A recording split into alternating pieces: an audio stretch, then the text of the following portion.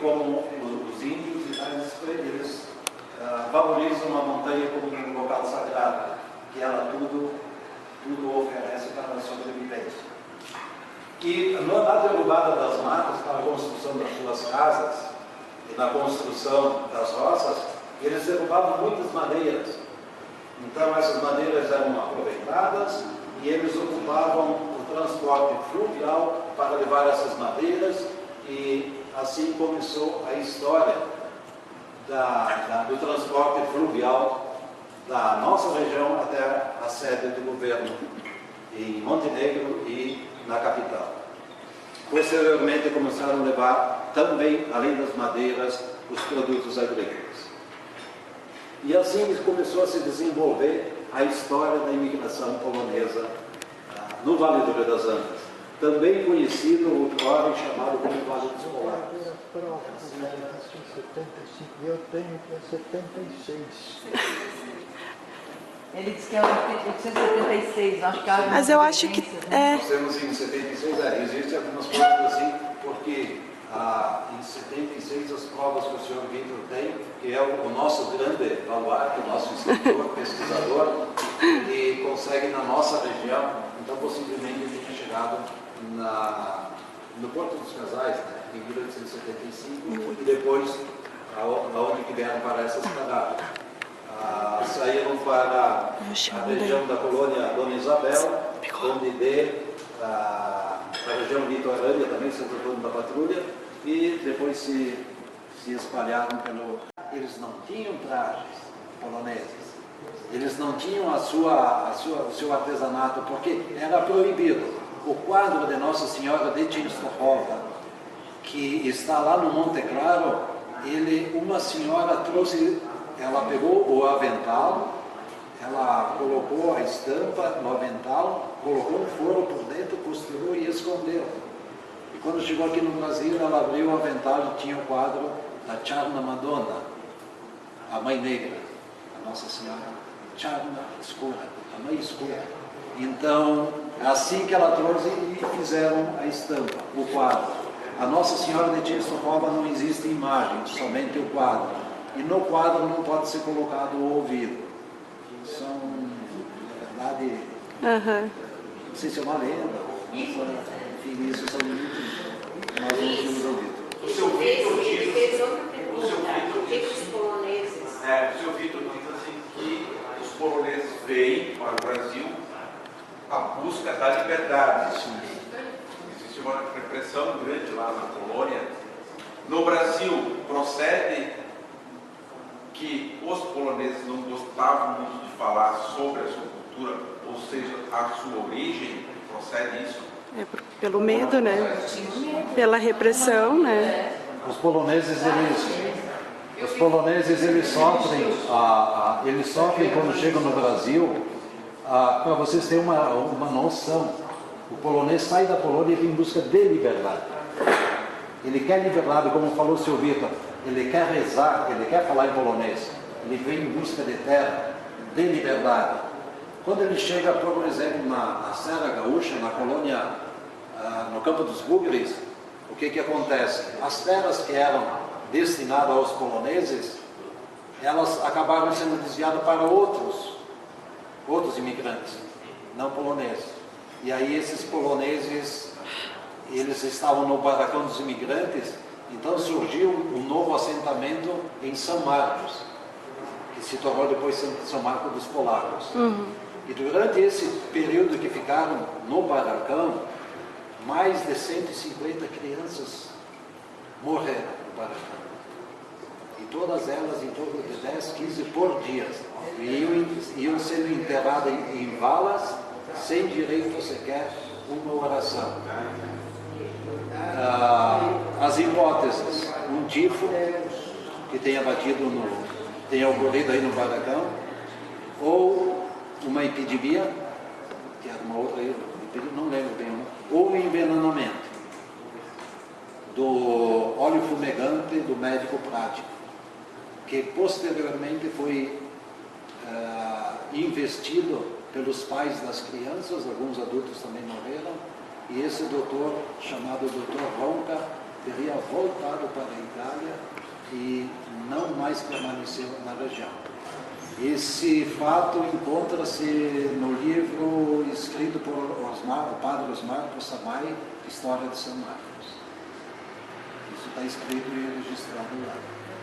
Nelson? Então, para te ver, essa liberdade, quando chega no Brasil, já se depara com isso, né? com esse tipo de situação. Então, sofreram muito nos primeiros anos, sim. Até mesmo aqui, a primeira escola dos poloneses no Vale do Rio das Antas, onde que os poloneses frequentavam as aulas, uma escola bonita, na capela de São João Nepomuceno, os poloneses estavam e as crianças iam para a escola e conseguiram, de Porto Alegre, uma tinta a cal, pintaram ela de branco, a escolinha ficou linda, ficou bonita.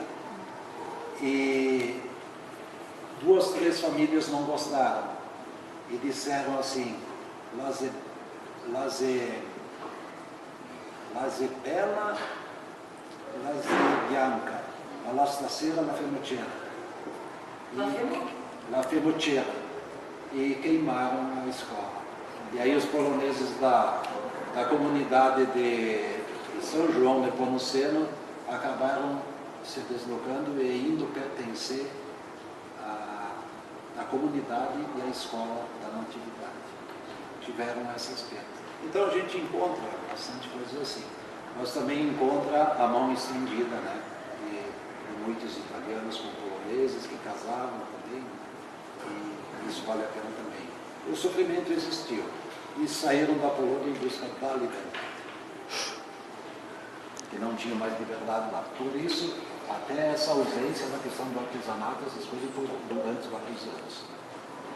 E eu queria saber assim, se vocês estivessem no local, o artesanato de vocês é belíssimo e está restrito ao grupo de vocês.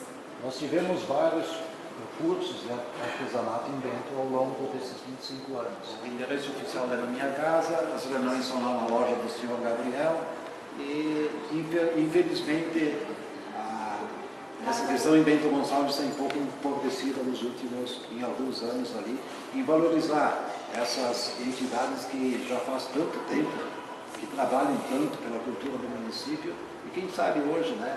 Porque assim, ó, a gente tem a Casa do Artesão, a gente podia fazer um cantinho da Casa do Artesão de vocês. Só que a gente precisa que tenha artesã registrada com a carteirinha de artesã. Senão não possibilitar o secretário não está aí mais. Mas a gente pode filmar isso. Eu estou aqui apresentando ele.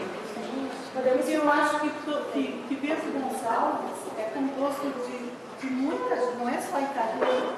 Então todo mundo tem o direito de mostrar um pouquinho da sua cultura. Eu penso assim, vocês não podem, né? Mas como É importante isso que a gente faz hoje, porque não é propriamente uma palestra, é um debate. As ideias que surgem, agora o rapaz aqui me falou uma coisa muito interessante que eu também não sabia, né? E eu acho que sim. A Brascol, na verdade, ela funciona assim. A Brascol, nós chamamos da Brascol o cavaleiro e o brascolino o cavalo. Né? Então, é uma maneira da gente continuar com a nossa entidade e permanece desde a sua fundação em 1993, e a Brascol foi fundada dentro de uma igreja, da Igreja Cristã Rei. Foi realizada uma missa em 1993. Quando acabou a missa, celebrada pelo padre Ludovico Kozlowski, ali a gente se reuniu e dentro da igreja a gente formou a nossa diretoria. E foi oficializada numa reunião aqui no Hotel Valon.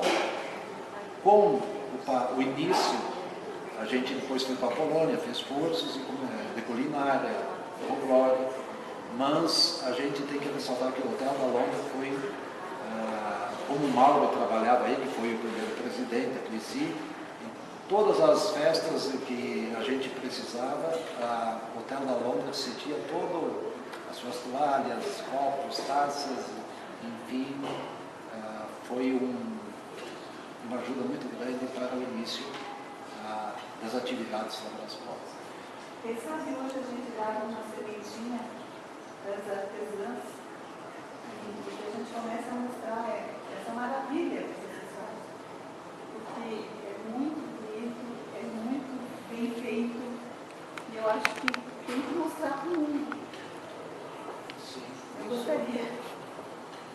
verdade. Até no artesanato, tem artesanato aí que tem os pratos aquele, né, que é feito o trabalho esculpido do desenho do nosso capitão. Está aí, né? A gente também tem que, um ponto interessante que às vezes as pessoas não sabem é sobre os poloneses, a soja no Brasil foi trazida pelos poloneses, né? A Biajanko, que era um químico, né? Com a família Barteshowski, que fundaram a Valpol, a primeira indústria de óleo do Brasil, e que hoje acho que é o produto maior produto de grãos de exportação do nosso país. Então, são coisas assim que às vezes a gente não... E essa questão da Barzense, enfim, a gente fez há 15 anos atrás no Shopping da América, a gente fez a exposição Valores de Nossa Terra, aonde que a gente colocou ali o trabalho do Gregório Lewandowski, né, que é o nosso corredor aí, né, e o trabalho do Orlikowski, né, o trabalho da arte dele, e o próprio trabalho da Barzense, do Brasília em si, que foi, na época, um acontecimento como o apoio do museu, o apoio do museu na época, que foi muito importante. Nelson, por favor, pode falar. Bom, eu tenho que falar uma coisa da Braspol, então, da entidade Braspol. O Luiz deu início, por exemplo, a Braspol foi fundada em 1993, onde ela iniciou praticamente lá na Igreja Cristo Rei, e o trabalho que a Braspol faz é um trabalho para tentar manter viva a cultura polonesa aqui em Bento Gonçalves. Haja visto que a Braspol é uma entidade sem fins lucrativos, não temos sede, como o Luiz colocou. Quem nos recebe normalmente é o Gabriel, lá da loja Triunfante, onde a gente se reúne para uma vez por mês as nossas reuniões. Antigamente era na casa do Luiz, aí depois passou para a casa do Gabriel, a loja do Gabriel. Então assim, a gente faz esse trabalho e hoje está assim, porque antigamente era feita a escolha da rainha, da Cracovianca, da Lauca, que era a boneca dos poloneses, né? Então era feito um concurso, tu tinha jurados, era uma coisa interessante, né? E cursos de língua polonesa também eram ministrados. Uma época havia a Wanda lá de Nova Prata, aí depois o Vitor também, o Sidney Ordakowski de Porto Alegre também. E atualmente a gente está assim, fazendo uma janta, faz a charnina também, que a charnina é uma sopa de pato. Sopa de pato, você colhe um pouquinho do sangue também e mistura, né? E faz uma missa durante o ano também, lá no mês de outubro, de ação de graças sempre, e uma janta tradicional com pratos típicos poloneses. Então é uma festa um pouco maior, então, também. E a gente faz trabalhos, né, para, como disse, para manter viva a cultura. A gente faz a integração com as demais Braspols aqui da região, que atualmente no Brasil a Braspol nacional, tipo, digamos, matriz, estabelecida em Curitiba. O André Hermeski, ele é presidente estadual, vice-presidente nacional da Braspol, né, pelo Rio Grande do Sul. E atualmente no Brasil existem mais de 330 núcleos organizados, porque temos CNPJ, inclusive, para ter assim uma referência da entidade, né? perante a comunidade, digamos. Né?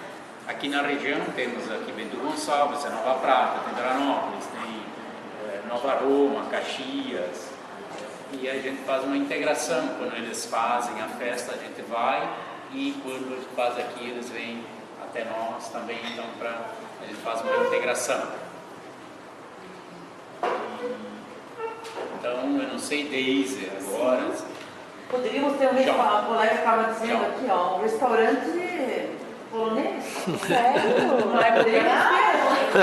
Não, eu achei que ela Muito interessante. Ela citou. É que tem turismo, né? É que na nossa região nós temos restaurantes italianos, japoneses, chineses, mexicanos, tudo que não. A Nelson falou da sopa charnina. Então, Nelson, tu explica o porquê dessa sopa, por que é charnina, porque a origem dela. Essa parte Na verdade a charnina Então, o Vitor quer falar. Antigamente levavam patos para exportar, para vender para fora do país. E não se levava pato 1 ou 2 por vez. Tinha que levar centenas e não havia como. Eram puxados como é que eram em tropas, tocados com a varinha dia inteiro para ir até o destino e comiam o capim pelo caminho assim. Mas os homens, como é que precisavam comer o quê? Eles matavam um ganso, um pato, para comerem os adultos. E aí, o que eles faziam? Não tinham nada mais do que comer a sopa do pato com água. Pato com água, formando a sopa, mas ela tem que ter um pouco de gosto. Eles usavam o sangue do pato para dar consistência no líquido, porque não tinha arroz, não tinha batata, outras coisas na viagem que tinha que levar os patos. E aí formou-se esse costume, e quem ficou até aceito na gastronomia daquele povo, daqueles primeiros exportadores de patos. Mas o melhor pato, a melhor charnina que ficou no meio dos imigrantes, está sendo representada por alguns artistas, alguns amantes da boa charnina, que nós temos uma pessoa que no invento ninguém bate. É o senhor Gabriel, que é chefe da charnina.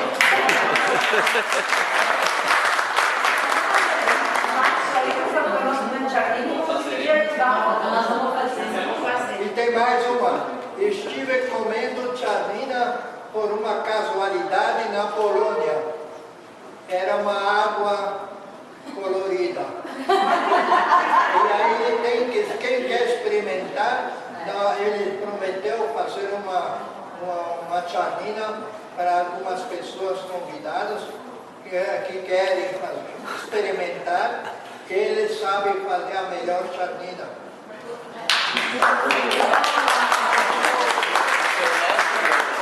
Assim, qual o dia? Tem a data já?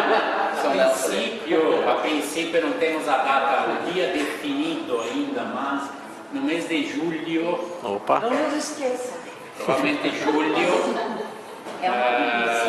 a gente vai fazer uma charnina, a sopa de charnina de pato.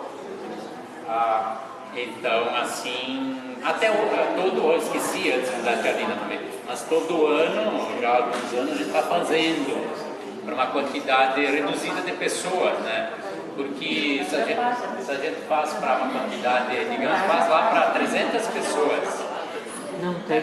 Aí vem 300, mas aí tem 100 que vai provar a charnina, né? Porque não vai gostar. Aí você faz para 100 e vem 200. Então, a gente faz assim mais ou menos... Dirigido. Com pessoas convidadas. Né? Você tem um nível de leitura também, né? Que gosta da Tia Nina, que aprecia, né? Então, assim, os máximos detalhes. A morcilha de porco, ela é feita com sangue. Sangue, E é uma delícia, né? Então, a Tia Nina é o sangue do pato e faz, né? Então, a princípio, em julho, não temos a data definida ainda, mas nós vamos fazer a Tia Nina. Aí o Luiz vai colocar, ele tem também uma outra colocaçãozinha da origem da Tia Nina, porque como o Vitor colocou, tem uma origem, mas o Luiz tem uma outra versão também. Então, mas o Luiz vai falar mais sobre a Tia Nina. Não, a Tia Nina, ela se torna, na verdade, quando os poloneses estão sendo invadidos uma aldeia, eles resolvem fugir, as mulheres, crianças, levando tudo que tinham. E saíram pelas montanhas e andavam no meio da neve. E dias, né, fugindo daquela invasão, que são invadidos, e eles já estavam com pouco alimento. Nós estávamos levando patos, enfim, para aonde que eles iriam encontrar um novo local também para criar os patos. Mas alguns idosos e crianças começaram a ter uma anemia, a passarem mal, ficaram tantos, eles já não aguentavam caminhar, enfim, do que estavam se alimentando, estavam ficando anêmicos. E eles precisavam de um remédio, de uma medicação. O que nós vamos fazer para curar essas pessoas? Aí que se lembraram da sopa com o sangue de pato. Nós vamos acrescentar mais o sangue de pato e vamos dar o caldo com o sangue de pato. E assim acabou se tornando um remédio, onde que as pessoas se curaram da anemia. Então isso acabou se tornando um prato que realmente combatia esse tipo de... Também tem as papinhas de maçã, que normalmente a gente coloca nas festas, na janta. A Inês se reúne as mulheres numa casa e faz. Tudo da mesma paróquia da Polônia, eles eram unidos e viviam um morou aqui, outro lá, mas sempre unidos. Depois, em 90, eclodiu o enxame dos poloneses dominados pela Rússia. Ali que está a diferença entre uma anotação do padre Frei Stavinsky, que diz que os que estabeleceram em Azevedo Castro, e ele não falou de Bento porque ele só não investigou mais coisas. Ele disse que esses que se estabeleceram em Azevedo Castro falavam um polonês um pouco diferente, com mistura de palavras alemãs. Lógico, a terra onde eles estavam na Polônia era dominada pela Rússia para comprar outras coisas. E o prussiano pagava bem pela terra que comprava do polonês. E aí ele disse, vocês saiam daqui e vão onde quiserem. Então, um deles disse que vai porque o alemão não quis aceitar um filho que fazia a primeira comunhão e tinha que fazer o exame do catecismo em polonês. Mas o padre não aceitou, tinha que ser alemão. Aí ele resolveu, com a família, dizer, eu vou sair dessa terra que o alemão quer dominar, e eu vou num outro lugar onde Deus entende o polonês. E esse polonês, até hoje, muitas descendentes aqui, e pode-se observar a cultura polonesa. Por isso que eles chegaram, eram todos da região, principalmente a maioria da região de Alfredo Chaves, Veranópolis, Nova Prata, e depois Santo Antônio da Patrulha, uma das maiores colônias dos imigrantes poloneses, Nova Roma do Sul, que foi fundada pelos imigrantes poloneses da Rússia. Os de Bento, Santa Teresa, eram da Prússia, mas eram poloneses ferrenhos, tanto assim que escreviam um opúsculo mostrando como é que os filhos de imigrantes poloneses aqui no interior de Bento Gonçalves conseguiram aprender a ler e escrever. E escreviam bonito, caligrafia linda, e falavam, e faziam contas e tudo. E não houve analfabeto desses prussianos, imigrantes poloneses de cidadania prussiana. Então, podemos ver como é que eles aprenderam, eles se mantiveram unidos na sua cultura. E essa cultura, ela foi absorvida pela cultura italiana. Aqui os poloneses deixaram poucas lembranças da sua cultura, porque foi dominada pela cultura italiana logo no início. Agora eu vou dizer uma coisa para vocês. Isto nunca esqueci, jamais os italianos maltrataram, desvalorizaram o imigrante polonês. Como se diz, o contrário, sempre elogiaram.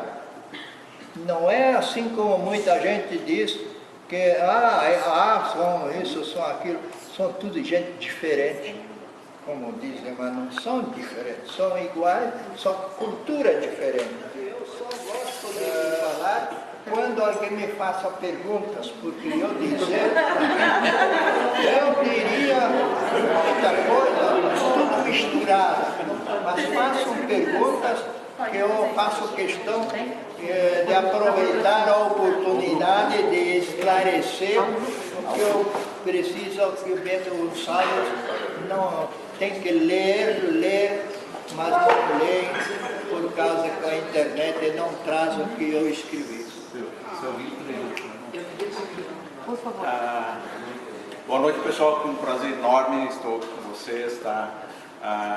Eu cheguei aqui cumprimentei a Ivete, a minha professora Neiva, ao colega, antigo colega da Valéria, né? E aí me pergunta da polonesa. Muito bem, eu sou professor, tá? Eu sou do Conselho de Cultura de Bento Gonçalves, juntamente com a Ivete, com o secretário Evandro, e a Deise, enfim. Assim, a pergunta dele pergunta assim, tu é descendente italiano, de polonesa? Eu sou de origem portuguesa, tá? E minha avó é de origem polonesa. Zinda, ou Guinda, enfim, tá? Também, lá de Cotiporã. Tem. Tá, lá de Cotiporã. Muito bem, eu pergunto assim agora, uma pergunta bem simples, talvez uma só, para o coletivo, a questão, o porquê que os poloneses vieram da Polônia para o Brasil, tá? A primeira pergunta, a questão cultural, que a gente tem pouco a questão da cultura, eu particularmente, e a questão do artesanato da Polônia, que é visto muito pouco, entende? A gente vê muita questão do italiano e do artesanato polonês muito pouco. Essas perguntas de por que a questão da cultura polonesa e a questão o artesanato, como deve ser cultivado por tradição, porque a Otto von Bismarck da Prússia proibiu a cultura polonesa lá, e eles tiveram que vir aí sem aquela cultura, e se estabeleceram aqui e deixaram de lado o que não aprenderam lá, porque o alemão não deixou.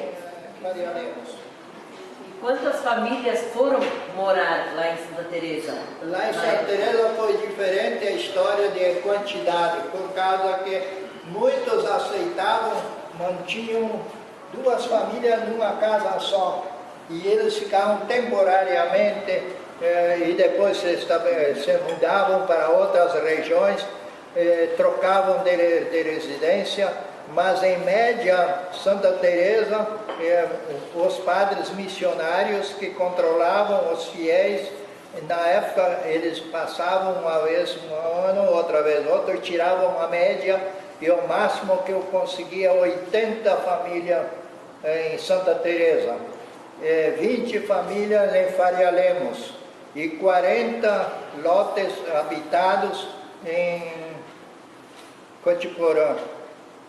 Eu digo em Cotiporã porque justamente o terreno dos lotes, alguns ainda pertencem a Veranópolis, mas o verdadeiro Vale Polonês é o de Cotiporã, porque os outros, onde está a hidrelétrica Nossa Senhora Monte Claro, aquela havia poloneses muito maior número, mas todos de origem de cidadania russa. A gente sabe, ainda tem aquela casa tipicamente polonesa construída em Nova Prata? Sim. Tu poderias falar um pouquinho sobre isso, da relação sobre tu falaste no início do transporte fluvial ali inaugurado em Santa Teresa, no Rio Taquari, escoamento até Montenegro, e depois era uma importante via, né, de escoamento dos produtos agrícolas daqui também. E sobretudo da madeira, mas da relação dos imigrantes poloneses com a madeira e do aproveitamento, assim, desde a construção da casa, que difere bastante da construção da edificação italiana, na sua... Sim, essa questão do transporte fluvial, meu pai com 12 anos era balseiro. Com 12 anos de idade ele saía do Vale do Rio das Antas e ia para Porto Alegre para voltar a pé. E voltavam até Estrela com barco a vapor, depois vinham a pé pela margem do rio. E no porão dos barcos vinha o Zico, o Brasilite ali para as telhas, para as casas? Não, isso não, com as balsas não. Com as balsas não, porque as balsas elas eram feitas para ir e não para voltar. Porque a água era o meio de transporte com que a água conduzia. Mas até para a gente colocar uma questão importante sobre essa questão do Vale do Rio das Antas, nós temos lá a usina do Monte Claro hoje, a hidrelétrica. E, na verdade, quando os poloneses chegaram ali, se estabeleceram, viram aquele paredão de pedra, aquela montanha, e eles disseram, tu és Jasna Góra. Aqui é o Monte Claro. Góra é montanha, Jasna é claro. Então, hoje, essa hidrelétrica, que está batizada de Monte Claro, vem da tradução para o português de Jasna Góra. Isso é importante. E importante se dizer também, as pessoas me falaram sobre a arquitetura, nós tivemos uma peleia, como fala o gaúcho, sobre essa questão da construção das hidrelétricas, onde que 12% do valor do montante da obra deveria ser utilizado na questão cultural. E isso não foi obedecido pela empresa, pelas empresas que construíram, pelo projeto em si. E os poloneses perderam muito parte da questão dos cemitérios e construções típicas sobre a questão dessa memória, né, sobre a arquitetura. Eu tive percorrendo uma época pelo Vale do Rio das Antas com a Rádio FM Cultura do Estado e a Rádio Guaíba. E essa matéria ela foi apresentada na Venezuela, onde foi ganho o Prêmio Internacional de Jornalismo, sobre a perda dos poloneses no Vale do Rio das Antas, bem como os afrodescendentes e índios também que completaram a matéria. Então se perdeu muito com essa questão, alguma coisa se preservou, né? Alguma relocação foi feita, mas perdemos muito. E a gente prosperaram os poloneses, e essa questão da madeira, na verdade, era a questão do ganha-pão. E as casas eram basicamente construídas um modelo, não se construíam casas típicas, porque aqui não havia neve, né? Então as casas eram mais ou menos parecidas. Essa casa que temos em Nova Prata, do senhor André Amersky, que é vice-presidente nacional da Brasbol, e foi o grande idealizador da Brasbol no Rio Grande do Sul e no Brasil, né? Ele construiu uma casa típica polonesa porque um dia ele foi abastecer o carro dele num posto de gasolina e o frentista disse assim para ele: "I Polaki senza bandiera". E ele doeu aqui no peito dele. Ele disse, não, um dia eu vou construir uma casa típica, diz ele assim, vou desenvolver a cultura polonesa no Rio Grande do Sul e nós vamos mostrar que temos bandeira assim. E aqui em Bento tem alguma construção que seja referência da arquitetura polonesa? Olha, nós temos até a casa da família Dietz, né? Que é antigos acordeões de escala, que foi essa pessoa de origem polonesa da família Dietz, com o sogro, que era da família Gaga, né? Então nós podemos ver aqui essa casa, onde que nós da Brasfol também, ali com um grupo de danças e de cantos aí, tivemos uma linda tarde de domingo no jardim da casa. É uma casa típica das montanhas lá da Polônia, bem como a casa do senhor André Mersky, lá de Nova Prata, vem da região de Zakopane, a região montanhosa. Como tem também aqui a réplica de um capitel lá da Polônia, né, que saiu o livro O Capitel agora também, e com um peculiar, né, uma coisa assim, que se diferencia dos demais, porque ele é iluminado. Né? Durante a noite, quem quiser visitar, fica na rua Basílio Zorza com Severino Matev e na entrada do Vale dos Vinhedos, quem acessa pelo bairro Glória. Isso demonstra também um pouco da arquitetura polonesa e como que eles se protegiam da neve para não apodrecer. Né? Então lá tem alguma coisa que vocês podem ir lá e verificar. E a gente faz muita questão que vão lá e visitam também. Então isso é um pouco esse capitel, as madeiras dele, na demolição das casas do Vale do Rio das Antas, por causa da construção das hidrelétricas, madeiras das casas antigas foram buscadas e colocadas nesse capitel como elemento de memória, para que se preservasse ali um pouco também de cada propriamente da cultura, que as madeiras sejam jogadas fora. Não, vamos fazer o capitel com isso. E muitas pessoas visitam, muitas pessoas vão ali, alcançam graça, agradecem. É emocionante estar ali. Né? Mas ali em Monte Claros ali tem o capitel e tem um salão da comunidade antiga abandonado lá, e tem um cemitério. Usaram essas madeiras de lá para fazer esse capitel? Aqui mais da 8ª seção, lá do Monte Claro não. Lá do Monte Claro a igreja ainda continua lá, a igreja era de material e continua lá, porque a velha, ela caiu por causa de um vendaval, um tornado que chegou e demoliu a igreja e construíram ela de material. E lá o salão, ele foi modificado muito porque serviu de refeitório para a construção da usina, e a igreja foi tirada de dentro os santos, os bancos, e serviu como depósito de cimento, na época de construção da hidrelétrica. Mas uma coisa que também se vale dizer muito em Bento Gonçalves, uma questão sobre a Barzensky. Né? Porque a gente sabe que a Barzensky foi a primeira fábrica de móveis em série do nosso Brasil. Né? Então, hoje a gente, por um polonês, que alavancou essa questão dos móveis. A Barzensky, o próprio Barzensky, a família Barzensky, eles têm um acervo muito grande de fotos.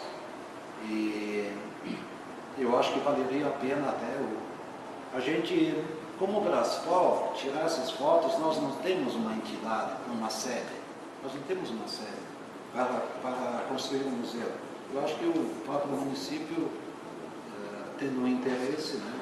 Eu acho que isso valeria a pena, porque a gente tem a Expo Bento, Móvel Sul, mas não tem um museu do início quem sou eu para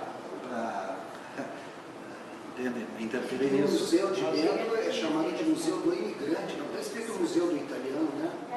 Podemos. Bem perceberam isso? Ter uma aula. Então, Tinha, né? Houve uma época que queriam fazer o Museu do Imigrante Italiano, mas algumas lideranças acharam que não. Nós, particularmente, tínhamos algumas coisas. A exposição dos Perais do Rio das Antas, que estão ali. E, pelo que eu sei, uma época foi no passado, vocês têm um projetor aí de filme, Made in Poland, e os filmes, há um registro que esses filmes foram roubados, desapareceram do museu. Porém, não foi feito o boletim de ocorrência na delegacia como deveria ser o procedimento. Então, esses filmes que falam muito sobre a história da imigração polonesa no nosso município foram perdidos. E a Capela da Natividade, onde que nós temos hoje a Capela da Natividade do Nosso Senhor de Częstochowa, e o oratório que fica no bairro Glória, assim, esse capitel, que são os dois pontos onde que os poloneses buscam o seu conforto, as suas orações com Nossa Senhora de Częstochowa. E esse primeiro quadro, primeiro andor da Nossa Senhora da Natividade, ele veio para o museu, foi doado. E uma certa época as pessoas ligaram para nós dizendo que iriam devolver.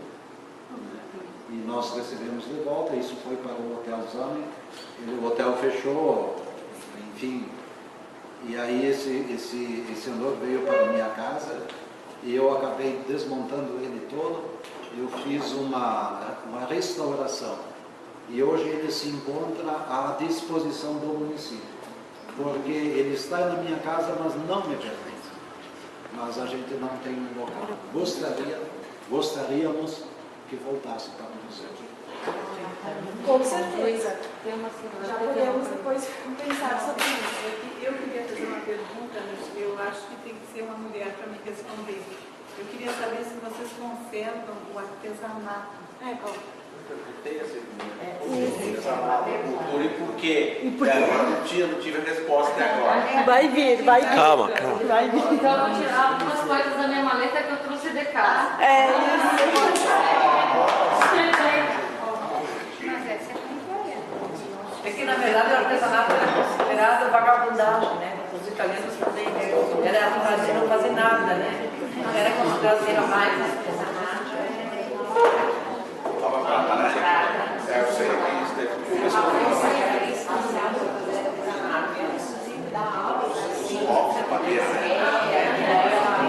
Eu trouxe pouca coisinha, só para registrar, mas existem mais coisas. Então, assim, tá amassado agora que saiu da água. Mas, enfim, o polonês, ele costuma fazer o quê? Artesanatos em tecidos, e daí são esses bordados. Eles são bordados feitos à mão, não existe máquina, é à mão mesmo. Inclusive, esse aqui foi a minha mãe que fez, né? Mas é desenho lá da Polônia, trazido para cá. Né? Vocês podem até, depois, mais tarde, depois que termina essa sessão, se vocês observar, é pouca diferença que tu enxerga do lado direito e do esquerdo, né? É bem pouca diferença mesmo, né? Ele é feito à mão, isso, os galãozinhos, né? Também é o artesanato da Polônia, de uma região. chamou a atenção. E daí tem os ovos, que são os pisanki. Que era... Esse é o madeira? Isso, é de madeira. Ele disse que na era mais moderna é madeira, mas ele coloca que era feito pela casca mesmo. Isso, exatamente. Costume antigamente, quando a gente era criança, na Páscoa, sempre antes da Páscoa, um mês, 2 meses antes, todo o ovo que era utilizado, você quebrava a pontinha dele, tirava a clara e a gema e guardava o ovo, e depois a gente pintava e recheava com amendoim, né? Isso, amendoim, casquinha, né? E esse era o nosso ovo da Páscoa, era pintado. Essa questão do ovo da Páscoa é muito interessante porque cada pintura de ovo tem um significado. Muito se usava antigamente, né? Muito se usava assim, o que o namorado, como é que faz para ter a namorada, como é que consegue se comunicar? Tem o cartão, nós aqui no Brasil a gente escreve um cartão, uma carta, enfim. Isso na Polônia, o que acontece? A moça, ela pinta o ovinho e ela entrega para o pretendente. Legal. E ele pega um ovinho e ele devolve conforme a intenção que ele tem. Mas tem uma menina, uma mulher, né, porque ela é de Nova Prata, ela faz esses ovos, povos, ela trabalha bastante com artesanato, ela tem até inclusive para comercializar, né? Ela vive do artesanato, ela é artesã, né? Ela tem a carteirinha de artesã, então ela se dedica à cultura polonesa, ao artesanato polonês. São poucas pessoas. Não. Da cultura polonesa que eu sei, não tem. A gente já participou de oficinas, fez oficinas. A gente já fez bordados na época. Esse traje aqui, pode levantar, né? Esse traje foi todo confeccionado aqui mesmo. Foi feito em mutirão, então cada pessoa bordava um pedaço. Foi feito 4 trajes masculinos e 8 femininos. Então foi todo bordado, a gente fazia mutirão, artesanato, só ensinava. Só não quer. Esse traje é de Cracóvia, da cidade de Krakow. São danças, rituais alegres, dinâmicos, é festividade. Então esse traje ele representa isso, festividade, vida, né? Alegria.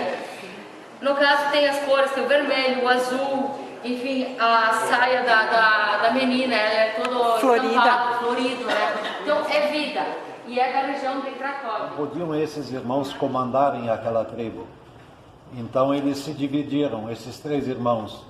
Rush fundou Rússia, né? Czech fundou Tchecoslováquia e Lech fundou Polônia. Então esses 3 países eles foram fundados por esses 3 irmãos que são eslavos. Então, na verdade, são uma família, uma única família. Quem fala polonês não tem dificuldade de falar russo ou tcheco. E quando os poloneses se estabeleceram na região dessas planícies, perto de um rio, eles, quando saíam para caçar, para pescar, em busca de alimento, eles se orientavam pelo voo de uma águia. Então eles sabiam que quando a águia estava voando, ela tinha um ninho, e quando ela ia para aquele ninho no alto de uma árvore, eles sabiam que lá estava o acampamento deles. E eles acabaram adotando a águia como o símbolo, né? E o ninho se chama Gniezno, que é a primeira cidade, a primeira capital da Polônia. Hoje se chama Ninho. E antes era Cracóvia, hoje é Varsóvia. Então, o símbolo da Polônia, que inclusive está na bandeira da Polônia, a Polônia Orszyn Biały, a águia branca é o símbolo da Polônia, que está na bandeira. E para encerrar, então, a gente vai cantar uma canção que é o Tamodori. Essa canção, ela é o quê? Ela veio com os nossos imigrantes e só ficou essa canção aqui. Na Polônia, eles já não conhecem e não sabem cantar mais. Então, veio com a imigração.